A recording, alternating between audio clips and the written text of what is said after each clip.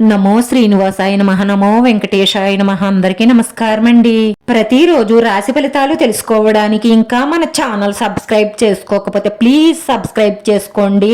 Like చేసి మీ పూర్తి support మన శ్రీనివాస ఛానల్ కి ఇవ్వండి.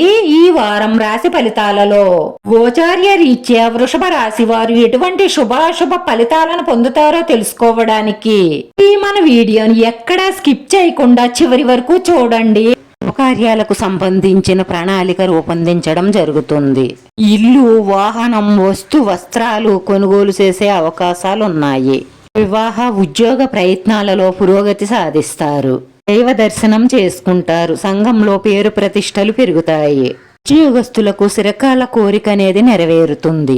చిత్ర పరిశ్రమ వారికి, రాజకీయవేత్తలకు విజయము చేకూరుతుంది.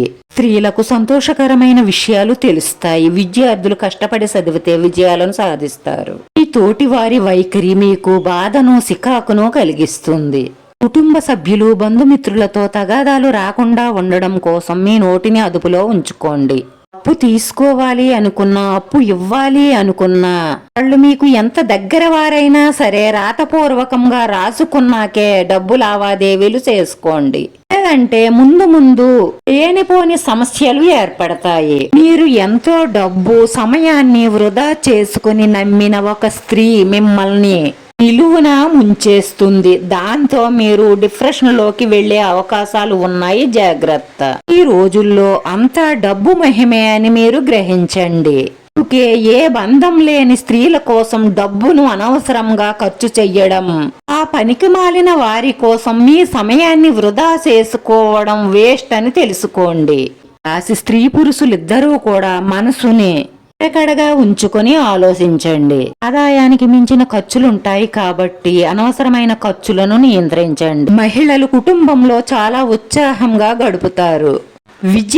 విద్యార్థులు కొత్త అవకాశాలను పొందుతారు. కుటుంబంలో కొన్ని మార్పులు చోటు చేసుకుంటాయి. ఇంట బయట ఒత్తిళ్లు పెరుగుతాయి.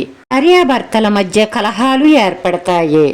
ఆర్థిక పరిస్థితి నిరాశపరుస్తుంది. కొన్ని పనులు వాయిదా వేసుకోవలసి వస్తుంది. వాణిజ్య వ్యాపార లావాదేవీలు నిరుత్సాహపరుస్తాయి. ఉద్యోగాలలో కొన్ని ఇబ్బందికర పరిస్థితులు ఏర్పడతాయి. ఈ రోజు ఈ రాశి వారి పరిహారం వచ్చి రావి ఆకును తీసుకుని దానిపై గ్రంథంతో కాని సున్నంతో కాని ఓం శ్రీం క్రీం అని రాసి దాన్ని మీ ఇష్టదైవం దగ్గర పెట్టి మనస్ఫూర్తిగా పూజించుకున్న తరువాత గుండ్రంగా చుట్టి పసుపు రంగు దారంతో కట్టి ఈ సింహద్వారం ఎదురుగా వేలాడదీయండి.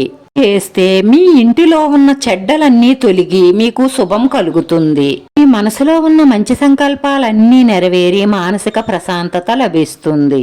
ఈ రాశివారి అదృష్ట సంఖ్య 2. ఈ రాశి వారికి కలిసొచ్చే రంగు తెలుపు రంగు. వీడియో నచ్చితే లైక్ చేయండి. మీ లైక్ మాకు ఎంతో విలువైంది. మీరు లైక్ చేయడం వల్ల ఈ వీడియో కొంతమందికి చేరుతుంది. నా శ్రీనివాస ఛానల్ ఆదరించండి. అందరికీ ధన్యవాదాలండి. నమో వెంకటేశాయ నమః.